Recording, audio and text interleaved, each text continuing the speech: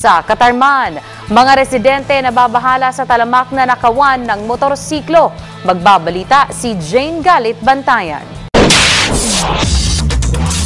Nababahala na ang mga residente ng Katarman sa talamak na pagnanakaw ng motorsiklo, pero ayon kay Katarman Chief of Police Superintendent Alberto Garcia, magpapatuloy ang talamak na pagnanakaw kung hindi magsasampa ng kaso ang mga biktima. Sinabi pa niya, marami na ang mga nahuli na mga suspect pero nababaliwala di umano dahil sa kawalan ng kooperasyon ng nasabing mga biktima. Napag-alaman na nito lang linggo, nakuha ng mga pulis ang nakaw ng motorsiklo at ginawa itong habal-habal ng mga suspect. Lumalabas na 6 na ang mga naaresto sa pagnanakaw dito sa Katarman pero ni isa walang interesadong mag-file ng kaso at ayaw daw na makipag-cooperate. Nagdesisyon naman ang iba na lagyan na lang ng kadena ang gulong para nasa seguridad. Dahil sa talamak na pagnanakaw, nanawagan na ang ilang mga organisasyon dito sa Katarman na aksyonan na ito dahil sa nakakabahala na.